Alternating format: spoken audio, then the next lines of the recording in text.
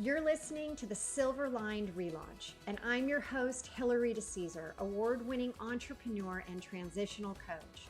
Each week, I'll invite you to tune into inspirational stories, revealing how you too can turn ordinary experiences into the extraordinary.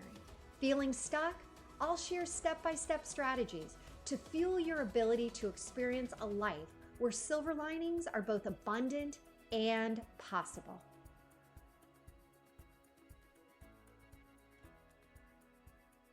Welcome to the Silver Lined ReLaunch, and this is episode number 22. All right, the song by David Bowie is coming into my mind so often these days. That whole changes, turn and face the strange. Changes. Yeah, that's what life every day is feeling like. Right? Change, pivot, relaunch. Everything is in motion. There is not one thing that feels like it is staying the same, that there is constant in any of our lives. Okay. So I want you to kind of go with me here. I just came back from our summer cabin, and if you listen to episode number 11, I talked about how this 85-year-old cabin blew up about 3 years ago and could have wiped out a large part of my family when they were opening the cabin. And, by the grace of above, it did not happen that way. But I was driving up to go spend a few days up there with E, and I started thinking about the things that I would do up there. And I started to think about, what I would be cooking and about, just sitting in certain rooms and everything. And the images that I had in my mind, the movies I was playing were all the old visuals. It was the old kitchen. It was the old, in front of the old fireplace. It wasn't any of the new, updated cabin that I know of that I was about to drive into. Yeah, I walked in and I looked around, and it's not what I remember. It's brand new. Everything about it, except for three things in that place.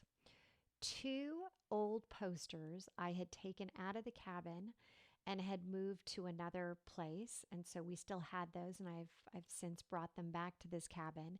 And a traveling chest that people used to travel across, I guess, the Atlantic when people were coming to America. And this was my great grandparents' chest, and I had it made into a coffee table, and that's there.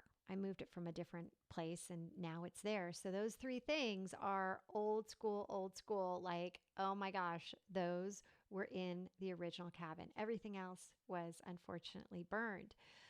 But when I started to think about change, and I started to throw this out actually a week ago to my team, what hasn't changed? What hasn't changed in our lives right now? Think about that.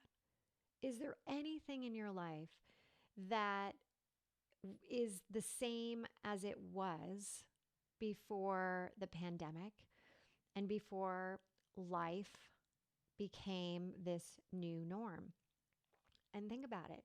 It goes from how you work out has changed, how you eat out, how you potentially eat in, your family that's around you more than normal, your work and doing Zoom calls versus in person. I mean, I'd like to see a, hand in the air if you would actually love to go to a conference right now. Like, how exciting would that be to be with people, to be surrounded by like the energy of those types of conferences? I mean, I'm all for it. And yet we don't know when the next time we can be out there again. We don't. I mean, even I'm in California, even the hair salons are back to being closed. And, don't know about you, but I haven't even gone to get my poor fingers or toes done in 7+ months. I mean, things are different. I was sharing with a girlfriend, her birthday's today, and she said, we were talking about consumerism. And I said, I used to be a consumer of consumers. I mean, I was consuming. And even that, I said to her, I said, I bought three things: a shirt, a sweatshirt for my daughter, and I bought her a bracelet. And that is literally like outside of Amazon stuff for the house and stuff. But I mean, the necessities, I haven't. Things have changed. And I really racked my brain. And like I said, I asked the team, I asked I asked I asked other people, like my clients, I said anything, like what hasn't? And I got a couple, well, friendships are, always there. Those haven't changed. And I thought, really? I think some friendships have changed. I know that I've reconnected with some people that I haven't spoken to in years. I've done Zoom calls with people that I haven't seen forever. And now I've seen them. Now I've talked to them. I mean, we're having cocktail parties, although haven't those like kind of gone down now? Like we're not really doing that anymore. It was kind of novelty and now it's faded out, which is another thing that's happening right now, which is the novelty of what's happening has gotten to the point where people are like, all right, I'm ready to move on. I'm ready. Yes, I'm so sorry for the people who are getting sick. And I mentioned this in Facebook that my daughter now just got over it and I've had it.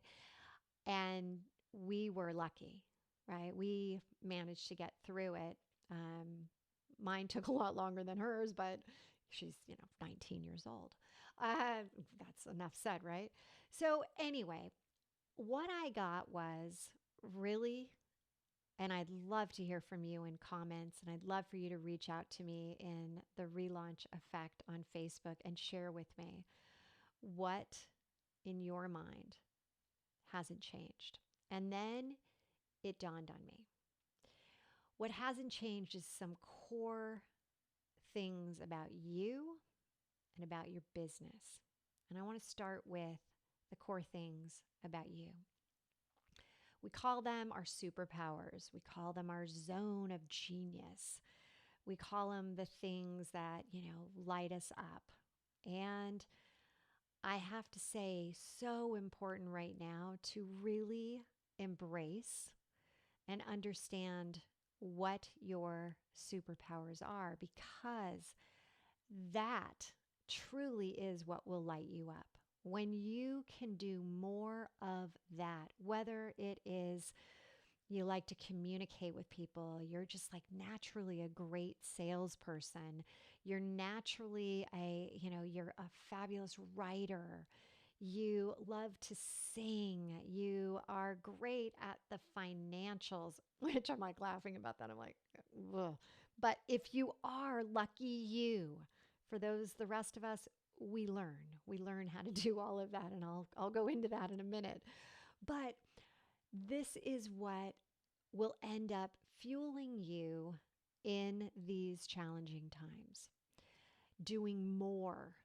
Maybe you're that super creative type and getting back to getting involved in whatever that creative outlet is for you.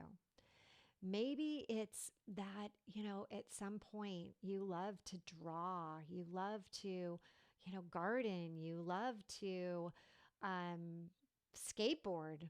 I know I have a friend who actually was on a skateboard, one of those electric scooters the other day. And I'm like, what are you doing? I mean, but hey, this is your opportunity to kind of embrace what you haven't necessarily been embracing in a while and really noticing it, thinking about it. So number one, I want you to really look into what do you do really well that you don't have to think about. And if you're struggling out there, like, oh my God, Hillary, I don't even know what I'm good at anymore, ask your friends, ask your family, throw it out there. Hey, I'm being challenged by this gal, Hillary. She wants to know what my superpower is, my zone of genius, and I guarantee you they'll know. And maybe you've just forgotten about it. And then the other area that I was thinking hasn't changed is the core around business, around that the fundamentals of business. There are so many, trying to, I see them every day when I go on these like, fast, get rich soon, get rich overnight, kind of scams. And I really want you to think about what is the foundation of business. And to bring in a point, I was looking this up because as I do to get ready for these podcasts, I do my own research. Yeah, I know you're kind of thinking, wow, she does her own research. I thought she had a full team. No, the team for these podcasts is me, myself, and I. So if you like them, I love you. And if you don't, I mean, you're listening, so you must like something. But anyway, I started to look at the top business books of all time. And it got me down this path as, you kind of, you go down one, you hit one, click, and then you're into another and another. And next thing you know, I found a list that said there was this whole blog by Bill Gates who mentioned his favorite business book of all time. And can you guess what it is? Can any of you right now think, what would Bill Gates say is the best business book? All right. What if I told you it's also Warren Buffett's favorite book? Okay.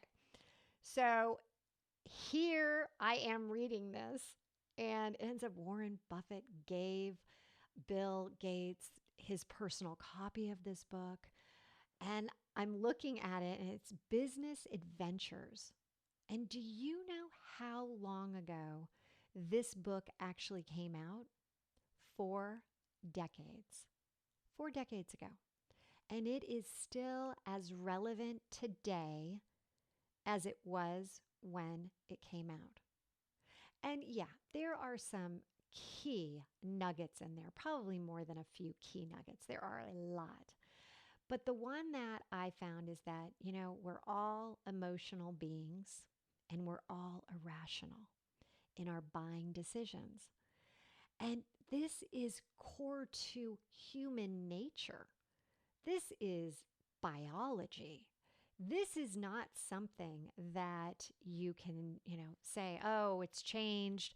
We've got, internet now. Everybody's buying stuff on the internet and business is just different these days. No, you're still dealing at the other end of your computer with a person.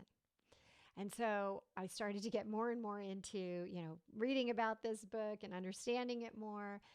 And then I thought to myself, the fundamentals of business, the core of what really is important, there are keys that open it up, and that is around going back to your zone of genius, being you. People will connect with you when you let them see the real you and you're not trying to be something that you're not.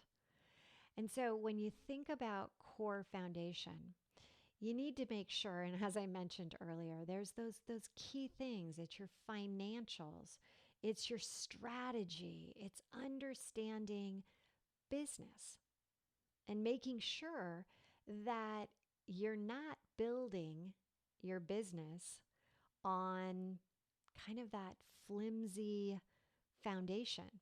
I think about the three little pigs. I don't know why I just thought of this, but it's actually a very good analogy. So the three little pigs, right? One built it with, what was it, twigs? And another with, was it wood or was it? Okay, bottom line, the pig that the, okay, this is so funny. It was a wolf, right?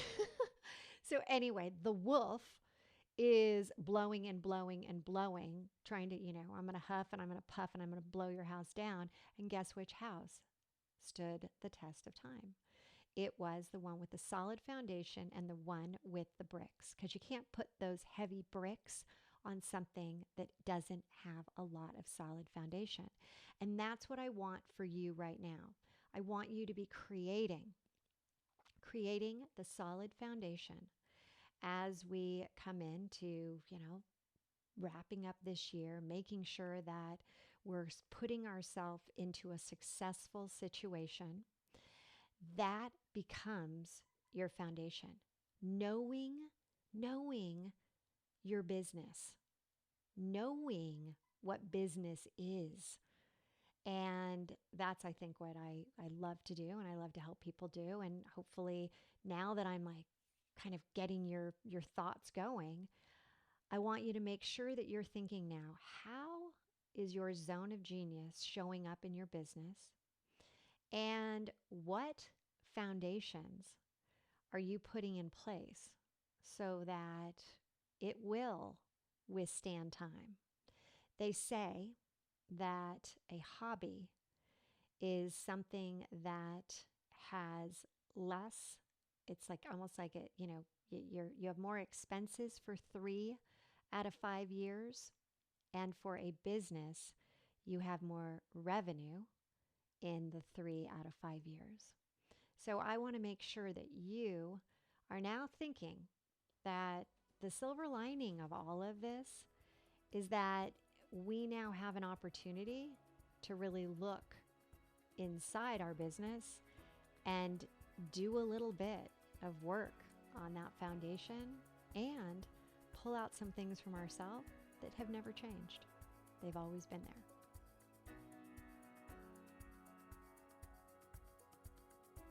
Thank you so much for tuning in today. If you felt a connection to this episode of the Silver Lined ReLaunch, please head over to iTunes now. It would mean so much to me if you would leave a good review and help others find silver linings as well. And don't forget, you can have immediate access to all of the bonuses and notes from the show today in our treasure chest, which you have access to for free by texting 55444 and typing in treasure chest. Or you could go to our private Facebook group, The Relaunch Effect, Living a Life You Love. Together we've hit the reset button for you, turning your transitions into a transformation. Until next time, don't forget, there's always a silver lining.